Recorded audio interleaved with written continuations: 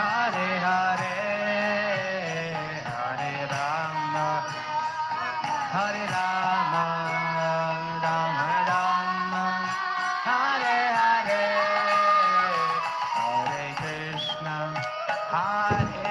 Krishna, Krishna Krishna, Hare Hare, Hare Rama, Rama Rama, Hare Hare, Hare Krishna.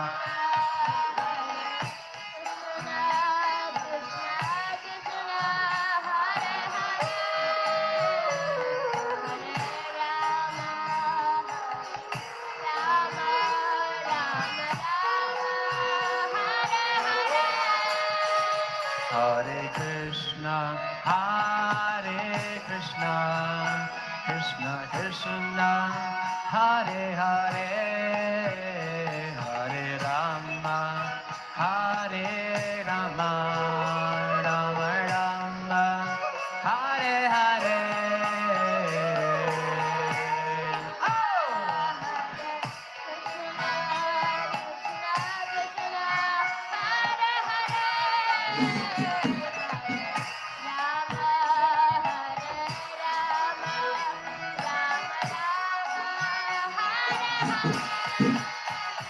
Hare Krishna, Krishna Krishna, Hare Hare, Hare Rama, Rama Rama, Hare Hare.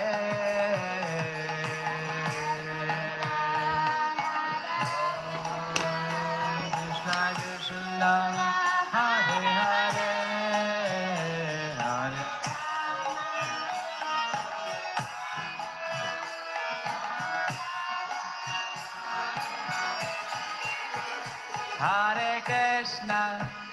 Hare Krishna, Krishna Krishna, Hare Hare, Hare Rama, Rama Rama,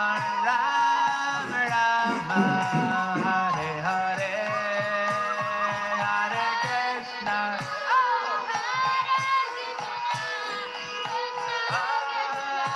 Hare Hare, Hare Rama, Rama, Hare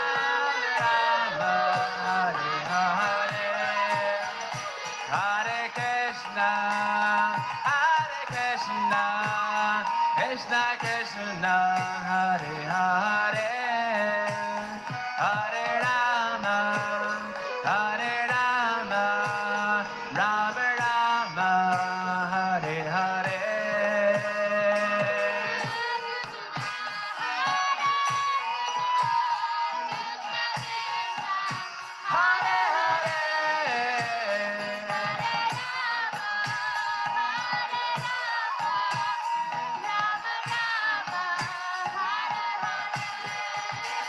Hare Krishna, oh Hare Krishna, Krishna Krishna, Hare Hare, Hare Rama, Rama Rama, Hare Hare.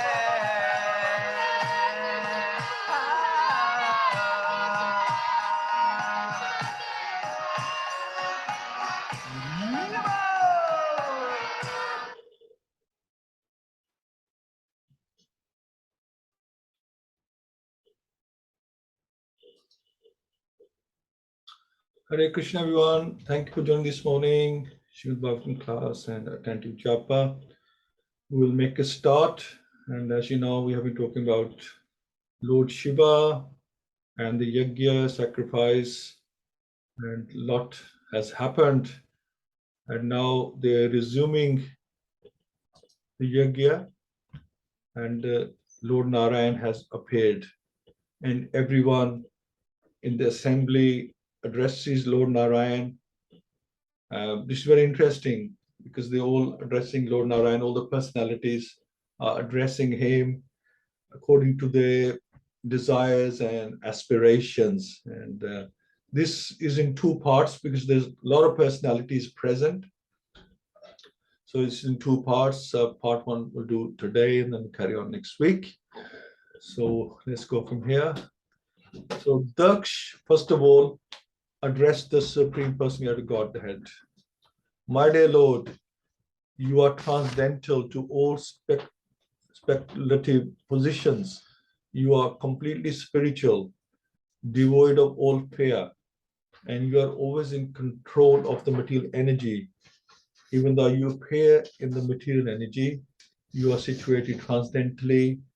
You are always free from material contamination because you are completely self-sufficient. So these are the words of Daksh.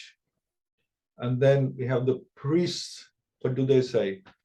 O Lord, transcendental to material contamination, by the curse offered by Lord Shiva's man, we have become attached to fruity activities, and thus we are now fallen, and therefore don't know anything about you. On the contrary, we are now involved in the injunctions of the three departments of Vedic knowledge under the plea of executing rituals in the name of Yajna. We know that you have made arrangements for distributing the respective shares of the demigods. So let's do a quick prayer first of all. Om Namo Bhagavate Vasudevaya. Om Namo Bhagavate Vasudevaya. Om Namo Bhagavate Vasudevaya. Mukham Kruti Vachalam Bhangum Namyate Girim Yat Kirpatamam Vande Shri Gurun Deep Dharanam Param Ananda Madhvam Shri Chaitanya Ishwaram Hari Om Tassat Narayam Namaskritya Naram Sheva Narotamam Devim Saraswati Vyasam Toto Jayam Udiriyat Nastapesho Abhidareshu Nityam Bhagavad Sevya Bhagavati Uttam Shloke Bhakti Bhavati Nestiki. Hare Krishna. And the members of the assembly address the Lord, O exclusive shelter for all who are situated in troubled life. In this formidable fort of conditional existence, the time element, like a snake, is always looking for an opportunity to strike. This world is full of ditches of so-called distress and happiness. And there are many ferocious animals always ready to attack. The fire of lamentation is always blazing, and the mirage of false happiness is always alluring. But one has no shelter from them. Thus, foolish persons live in the cycle of birth and death, always overburdened in discharging their so-called duties. And we don't know when they will accept the shelter of your Lord's feet. So the members of the assembly have basically addressed our day-to-day life or our lives, how we live.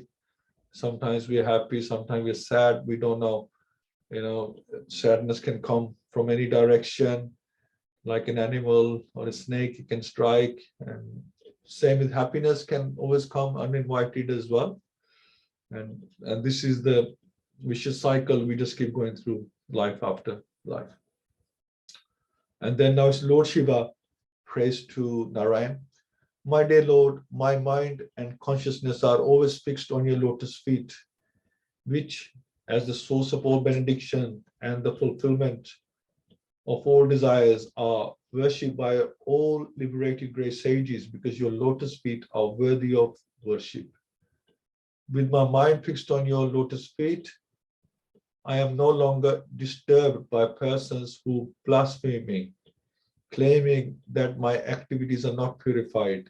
I don't mind their accusations, and I excuse them out of compassion, just as you exhibit compassion towards all living entities.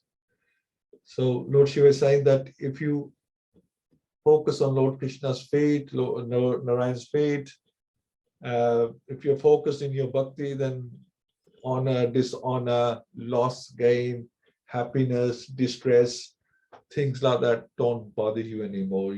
They're just not that important, because you are focused in something that is much more important.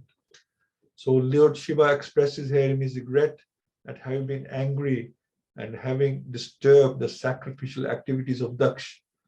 King Daksh had insulted him in many ways, and thus he had become angry and had frustrated the entire sacrificial ceremony. And later, when he was pleased, the yajna performances were reinstituted. And therefore, he regretted his activities. Now he says that because his mind is fixed on the lotus feet of the Supreme Lord Vishnu, he is no longer disturbed by the ordinary critics his way of life. From this statement by Lord Shiva, it is understood that as long as one is on the material platform, one is affected by the three modes of material nature. And as soon as one is in Krishna consciousness, however, one is no longer affected by such material activities. One should therefore always be fixed in Krishna consciousness. It is, for our benefit, is to bring us to stability. Busy in the transcendental loving service of the Lord, it is guaranteed that such a devotee will never be affected by the actions and reactions of the three modes of material nature. This fact is also corroborated in Bhagavad-Gita. Anyone who is fixed in the transcendental service of the Lord has surpassed all the material qualities and is situated in the status of Brahman realization, in which one is not afflicted by hankering for material objects. So the recommendation of Srimad Bhagavatam is that one should always be Krishna conscious and should never forget his transcendental relationship with the Lord. So this is the recommendation by Lord Shiva as well, because he practices this himself. Then we come to Shri Bhrigu Muni. My dear Lord, all living entities, beginning from the highest, namely Lord Brahma, down to the ordinary ant, are under the influence of the insurmountable spell of illusory energy, and thus they are ignorant of their constitutional position. Everyone believes in the concept of the body, and are all thus submerged in the darkness of illusion. They're actually unable to understand how you live in every living entity as the super soul. Nor can they understand your absolute position, but you are the eternal friend and protector of all standard souls. Therefore, please be kind towards us and forgive us our offenses. Now, Bhrigu he knows everything, and he knows that we get attacked by illusory energy, and we get bewildered. But yet, as human beings, as living entities, we are don't seem to be in control when put in a situation. So because he was offender as well at Lord Shiva, although he says, talking big words now, but when the time he was also offensive. Now Lord Brahma said, my dear Lord, your personality and eternal form cannot be understood by any person who is trying to know you through the different processes of acquiring knowledge. Your position is always transcendental to the material creation, whereas the empiric attempt to understand you is material, as are its objectives and instruments. So Lord Brahma is saying that most people try to understand God through their senses, sense perception, and through logic, mundane logic, philosophy, but it's not possible to understand God because he's spiritual, and you cannot understand spirituality through material logic and material senses. So it is said that the transcendental name, qualities, activities, paraphernalia, etc. of the Supreme Personal Godhead cannot be understood with our material senses. The attempt of the empiric philosophers to understand the absolute truth by speculation is always futile, because their process of understanding, the objective, and the instruments by which they try to understand the absolute truth are all material. This is Prabhupada explaining, because Narayan, the Supreme Personal Godhead, is beyond the material world. One cannot speculate upon him by any material method. And this is the problem, everybody trying to understand him by material methods.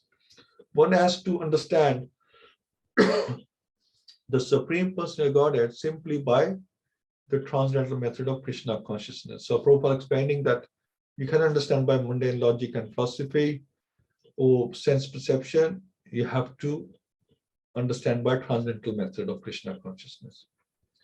So this is confirmed in Bhagavad-Gita, Bhakti-mam abhi janati. Only by devotional service can one understand the transcendental form of the Lord. So Lord Krishna has explained everything in Bhagavad-Gita. This is all the solutions are written.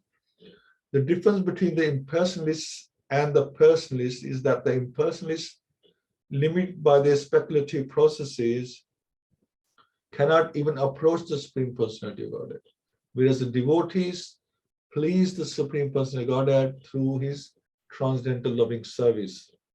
Seven mukhehi jiva dao. Due to the service attitude of the devotee, the Lord is revealed to him. The Supreme Lord cannot be understood by materialistic persons, even though he is present before them. So in Bhagavad Gita, Lord Krishna therefore condemns such materialists as Mura, and Mura means rascal.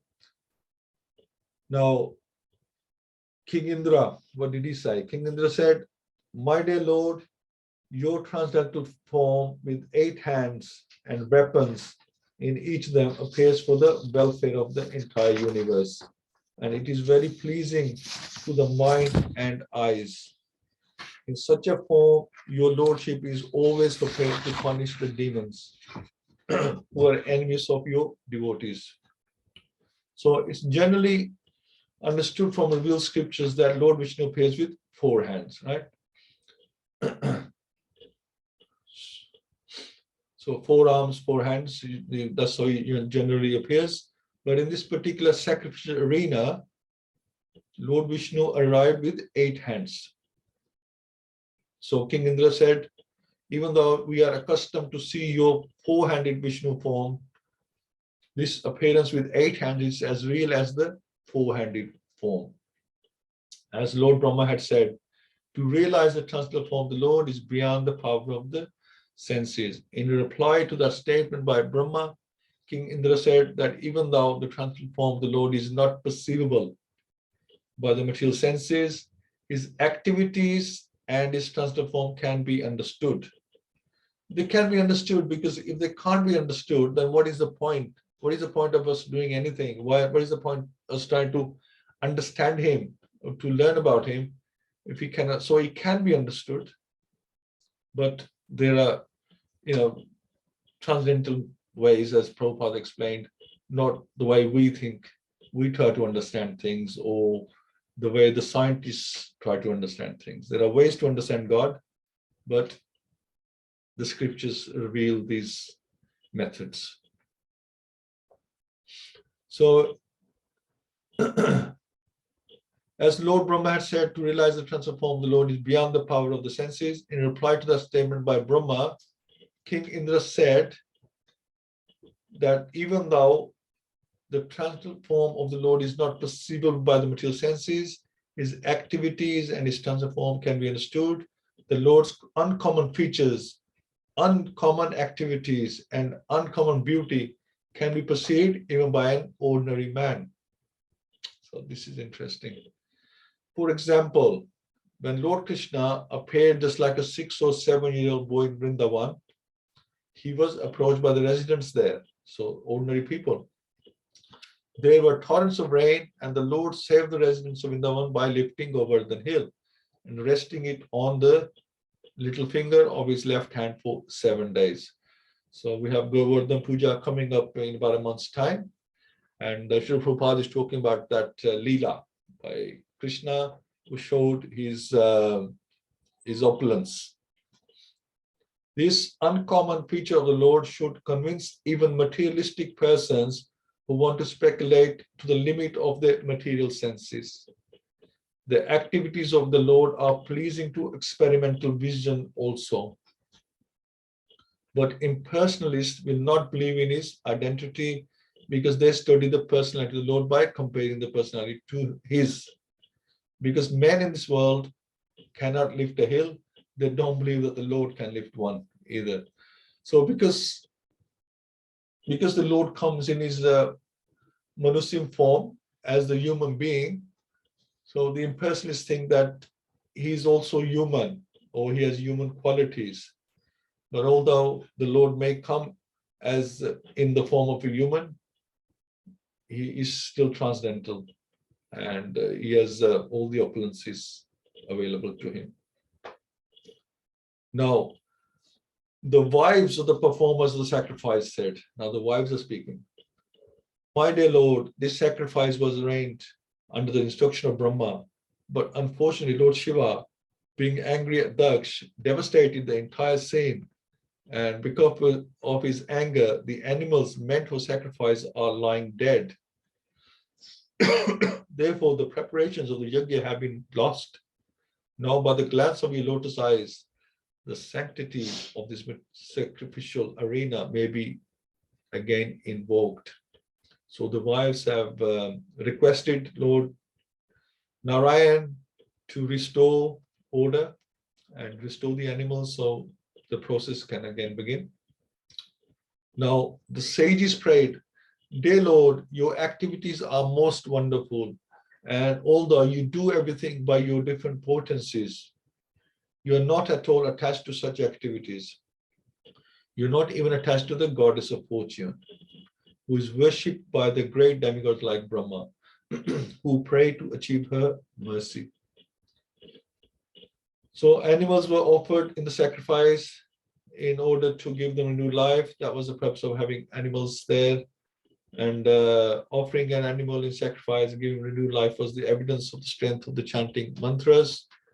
Unfortunately, when Daksh's sacrifice devastated by Lord Shiva, some of the animals were killed, and one was killed to replace the head of Daksh. And their bodies were lying about, and the sacrificial arena was turned into crematorium. Thus, the real purpose of yajna was lost. Now, Lord Vishnu, being the ultimate objective of such sacrificial ceremonies, was requested to glance over yajna. So this was actually the wives asking Lord Vishnu to glance over yajna with his causeless mercy so that the routine of the yajna might be continued. So Prabhupada says the purport here is that the animals should not be unnecessarily killed. They were used to prove the strength of the mantras and were to have been rejuvenated by the use of mantras. They should not have been killed as they were by Lord Shiva to replace the head of Daksh with an animal's head. It was pleasing to see an animal sacrificed and rejuvenated, and that pleasing atmosphere had been lost. The wives of the priests requested that the animals be brought back to life by the glance of Lord Vishnu to make a pleasing sacrifice. So that was actually the wives Of the priests. of the Priests. priests present there. So then we move on to the sages again. The sages pray, "Dear Lord, your activities are most wonderful, and although you do everything by your different potencies, you are not at all attached to such activities." So we were talking about gods of fortune and how the demigods try to win her favor. And it's also mentioned that although our Lord is worshipped by many hundreds and thousands of goddesses of fortune, he is not at all attached to any of them. This distinction concerning the exalted transpositional Lord is specifically mentioned by the great sages. He is not like the ordinary living entity who's attached to the results of pious activities. So we have to leave it there because there's a lot more. There's other personalities present who thank the Lord or who request the Lord or who glorify the Lord for his presence. And so this different entities are communicating with the Lord in different ways. So, we are all different. We have different positions.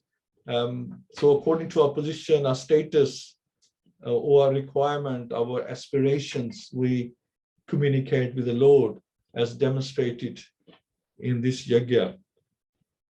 that everyone, they want different things, but it's all good for the situation that is taking place. So thank you so much for joining. My father-in-law is there. Heina Mataji, thank you for joining. Rukmani Mataji, Pareen Mataji, and Prem Prakash Prabhu, thank you for joining today. Heina Mataji, would you like to make some comments on this? Hare Krishna. Hare Krishna, Hare Bol Prabhu, Pranam everybody. Wonderful, wonderful verse that you just read there, Prabhu, and so many nuggets of nectar as well. I think the few that stick in my mind is at the beginning you were talking about the demigods were mentioning the time factor, material creation, and how happiness and sadness are certain conditions that come with the material world. Yeah, which I've been thinking about quite a lot recently, and the lamentation and dualities, and I think you kind of went on to talk about how Shiva was then saying about that the need to stay focused on the feet of Sri Hari, and if we do that, then this material world almost will have, or the aspects of the material world won't have that impact on us, because we'll be transcendentally situated, and that's almost like the key to get out of the prison, really. So yeah, I really like that point. And also I think towards the end you were talking about the Lord's, or it was in the prayer of the stages, how they were praising how the quality of the Lord's, his renunciation, how he's such a magnificent renunciant and so detached when he creates. So yeah, I think that's just a very beautiful quality. Thank you so much. You picked some really good points there, Mataji. Thank you so much. Thank you. No, thank you. Rukmini Mataji. Hare Krishna. Hare Krishna Mataji. Thank you for joining. How are you? I'm fine, Prabhuji. Anything stood out for you there, Mataji? Prabhuji, she said everything, this Mataji, and we have already started our journey to avoid the materialistic world. We are chanting, and that is in today Kali Yuga, the main thing is just chant Hare Krishna and be happy. Prabhupada has showed us, and we are in a right path, following the instructions of Srila Prabhupada. So that is the enough for us in this Kali Yuga. Because I remember I went to in South India one temple, Tirupati Balaji, but still today they are sacrificing of animals. Every minute one animal is sacrificed. So it's very, we get so sad of looking this in the name of a God. They are sacrificing the animals. I don't know when they will stop it. I'm praying for them. That's it. Narayan Prabhu. Hare Krishna. Hare Krishna. Yeah, thank you, Mataji. Absolutely right. We do a lot of things in the name of God. A lot of wars happen, and a lot of fighting goes on in the name of God. But I think it's like you say, a lot of time is misunderstood. They haven't really grasped the real meaning of what God is all about. Is love, compassion, forgiveness, understanding. But again, people do things according to their aspirations, and they understand things from their own mundane logic and act accordingly. This is the thing. And also, it's also the three modes of nature. Now, depends on which mode you are connected with, or which mode you are dominated by. Obviously, your thinking will be based on those modes. So if you are dominated by modes of goodness, then you will be compassionate and forgiving and understanding and happy and charitable. You'll have that kind of propensity. And if you are controlled by the modes of passion, then you will have, you could be angry, frustrated, and you're looking for quick fixes in life. It's like that. And the mode of ignorance, again, just apathy, laziness. If you're looking for solutions, because you're lazy, looking for solutions that you can use that come easy to you, very easy to you, so you don't have to make too much effort. You probably won't want to chant because it's too much effort to do. It's like that.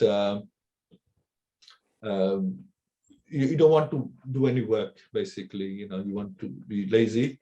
So depending on which modes affect you, they affect your thoughts, and your thoughts affect your activities, and your activities will decide your destiny in the end, what activity you carried out in your life. So very important that we try to come into the mode of goodness by following the scriptures advice. We come into the mode of goodness, and from there use that mode, because that is closest to pure goodness. That's what we want. And so we use the mode of goodness to practice bhakti yoga, because by any other mode, if you got passion or ignorance, your mind is not stable to do bhakti, right? This is the thing. So it's very important that we're in mode of goodness. We are calm, we are happy, we are content and stable. So we can do bhakti, because we can't do bhakti if we're rushing, like in the mode of passion, or lazy in the mode of ignorance. You cannot do bhakti. You have to bring yourself into the mode of goodness, so you can practice your bhakti and launch yourself into the mode of pure goodness. Thank you so much, Mataji. And I was looking forward to Prabhu. I think He joined late, so he left. Okay, that's probably why. Okay, that's fine. So any other points like to make before we do a couple of rounds? Anybody like to make any other points? Oh, you're actually Praveen Mata. We haven't heard from you yet. Yes, sorry. Yes. Hare Krishna Prabhuji, Danvat Pranam. Jai Yeah, Mata. well, very nicely said all the points. The other thing that came to my mind is the food, because we say Jasa Kayan Vasa Hoyman. So in Bhagavad-Gita, it's clearly said, so we have to eat the food that's in mode of goodness, that affects the way we act, and which we can clearly see. And we can see I can see the difference in myself, when now we're not eating onion and garlic. So you do feel, I think, calmer. And yes, so thank you to you, Prabhuji, for giving us the nectar every Friday. And Prabhupada, thank you so much for connecting us to Krishna consciousness. So I know it's a long way to go, but still we can see that little difference, a little difference in our behavior, the way we accept things now. So yeah, so need to just work hard and get better and better at this. Thank you so much, Spread, Mataji. spread it more, so more people benefit. Yeah. Yeah, absolutely. You're absolutely right. And I thank you all for joining, because if you weren't joining, then I wouldn't get feedback. And I'm learning from everyone, from what you understood. And I am learning from what you're telling me. So I can, like I said, everyone's individual, and we only have our own point of view. I can only see from my own angle things, but everybody has their own angles, different angles.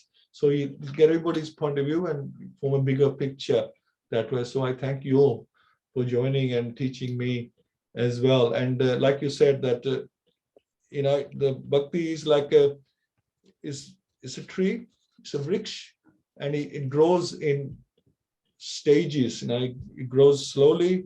Anything, whether it's even in the material life, or even people doing yoga or some other exercise, or you can't get things overnight.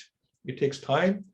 It takes a lot of determination and patience to do this. So yeah, we have to keep practicing. We are practitioners of practice, and as the saying, boon boon say darya ban jata hai. We keep practicing, then one day we'll have the nectar of this this ocean of bhakti. Another one, you want to say something? Yes. Hare Krishna, everyone. I hope you're having a wonderful start of the day. And I just wanted to add to this that, as we know, Pitri Paksh is going at the moment. And from Monday, we'll have Navratri beginning. And as we know, Navratri is the remembrance and the puja and reading all about Durga Mata as well. And who is Durga Mata? Prabhupada has clearly told us that Durga Mata, she is the holder or the owner of, supervisor of this Durga, the universe where we have all been thrown in our births as humans to live with all the species. So what do we ask from Durga Mata? Well, in the past, before we joined Krishna consciousness, we were like everybody else as well, asking for all the good things in life, all the prosperity and health and, all the selfish things in life. Never asked for bhakti from Durga Mata. But Prabhupada says that she's the sister of Krishna, Subhadra Devi, as we know. So what do we ask from Durga Mata? We ask for bhakti, because once we ask for bhakti, everything will fall into place. Krishna will provide us everything we need to do our bhakti. So I would like to thank the starter of the ISKCON movement, Srila Prabhupada, from the bottom of my heart, that he has decoded all these difficult shastras. Even the translations are there, but unless somebody is explaining those translations to our standard of buddhi or the intelligence, we cannot understand them. So we let us all ask from Durga Devi in the Navratris for the bhakti of the Hari, so that we can get closer to Krishna. And once we ask for bhakti, everything will fall into place. Krishna will give us the health. Krishna will give us the happiness in the family, everything. Okay, the problems will come because we are, after all, sinners. That's why we are here in this world. Otherwise, we'd be serving Krishna in Golok Vrindavan. But since we have to finish some of our karmas, we have to nullify our karmas. So to nullify the karma, what we have to do is ask for the right thing. And the right thing is bhakti. That is the order of the day for us. If we have understood what's the purpose of our life, and with that, we will get closer to Krishna, and we'll be able to finish off the karmas which we have to finish. If we don't finish in this life, if we keep retaliating with bad emotions and with bad intentions and actions, so if somebody disturbed us, we disturb them, the other person equally or even more. So what we are doing is we are just filling the suitcase of our karma more and more and more like that. So that is not going to help us. That is going to just make sure that we'll have the passport of coming back to this universe as a human according to our karma, or any other species. So the choice is ours, like we always say. And that's why we have to read these shastras every day. 15 minutes is the minimum. Prabhupada has said, at least read for 15 minutes a day, listen to something, or attend sanghas like this. And this is called Swadhyay. So it is so important. That is the ahimsa for us in this life. And when we do these discussions, the best thing, the most beautiful thing is that we are actually doing a revision. We're reminding ourselves so beautifully and so easily, isn't it, in each other's company, that we're hearing each other's realizations, because all of us are on a journey. Some of us are in the middle stages of the bhakti, some of us have just started, and some of us who we think that we have just started. But with Krishna's kripa, we have seen and read in Bhagavatam and with our devotees around, that somebody who started only a year ago, if their bhava is pure, they can supersede everybody else and become ahead of everybody else in bhakti. So everything is possible. So we shouldn't be unhappy with our situation in life or our progress, but rather we should take positives out of everything in life and try to be best with the Krishnas. As a student of Krishna, this is how we should think, that we should become the best student, and so that Krishna will give us the best marks and make sure he will just say that, no, this person isn't coming back. So that is all my realization for today. And I thank you for all joining us. Hare Krishna. Thank you. Prem Prakash Prabhu, would you like to say something? Prabhuji, I'm driving up. Wouldn't be able to. It's difficult for me, honestly. Just pray for me, things get better. Okay, no worries, Prabhu. Thank you. Thank you for joining. That's the main thing. Thank you. Okay. Well, thank you all so much. We'll do a couple of rounds. Rukmini Mataji, would you like to do the first round, and Praveen Mataji, second round, please. Hare Krishna. Okay, Prabhuji, Hare Krishna.